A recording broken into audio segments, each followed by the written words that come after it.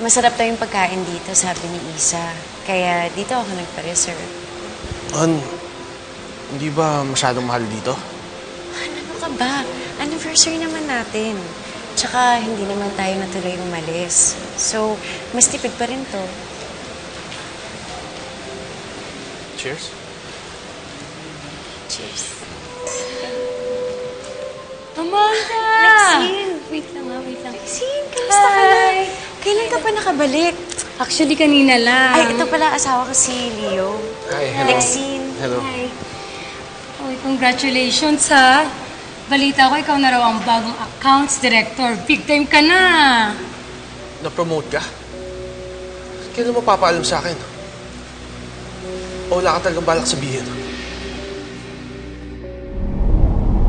Sasabihin ko naman talaga sa'yo. Kailan, ha? Kapag nalaman ko na galing sa iba? Amanda, ano pa ba papel ko sa'yo, ha? Asawa mo pa ba ako? Magkasama nga tayo sa iisang bahay, pero para akong tanga dahil hindi ko alam kung ano mga nangyayari sa'yo. Ano ako, puppet mo, ha? Wala naman talaga akong balak tanggapin yun. Kaso lumalaki yung gastos natin. So ano ibig mo sabihin, ha?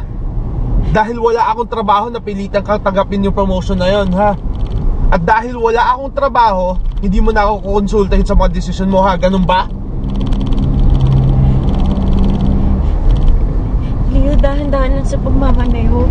Ano? Pati sa pagmamaneho, wala na akong karapatan, ha?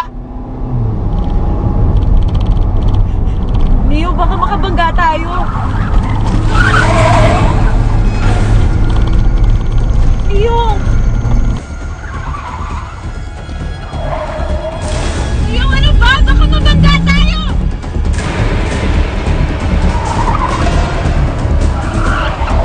Leo!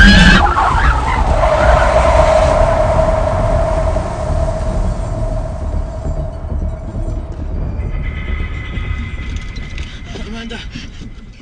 Amanda, I'm sorry! Amanda! Amanda, sandali lang! Amanda, sandali! Oh, okay ka lang? Ako! Amanda, I'm sorry! Sandali lang! Kausapin mo ako! Amanda, I'm sorry! Hindi ko sinasadya! Amanda! Sorry! Muntik na tayo mabangga, Leo! Alam kong galit ka, pero hindi yun excuse para gawin yung ginawa mo! Amanda naman, intindihin mo rin naman sana ako!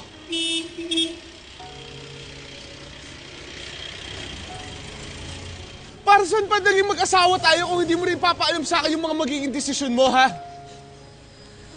Nasaktan din ako! Pakiramdam ko lahat ng tao rin ni-reject ako.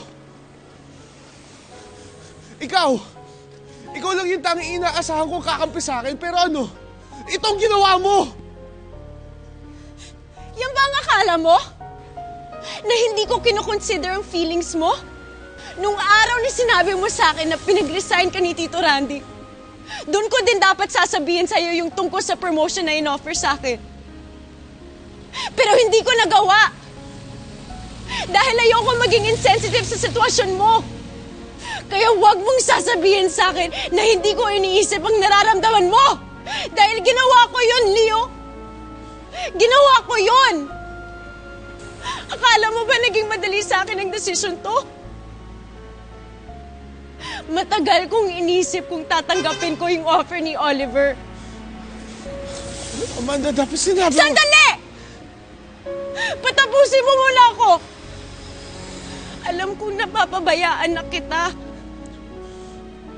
Kaya gusto ko sana mag-focus muna sa pamilya natin. Pero biglang nagkasakit si Mama. Ayoko naman dagdagan ng iniintindi mo. Ayoko kitang pressurein sa paghahanap ng trabaho. Tinanggap ko lang yung promotion dahil yun lang yung naisip kong paraan para ma-solve yung mga problema natin. Kung kasalanan yun, then I'm sorry. Pero gusto kong malaman mo na lahat ng ginagawa ko ay para sa inyo. Hindi lang para sa sarili ko! Amanda, I'm sorry. Amanda, I'm sorry. Hindi ko alam. I'm sorry. Hindi ko alam. Sana sinabi mo sa akin para hindi tayo umabot sa ganito. Nung nangyari sa ating dalawa, ngayon'y nag-iisip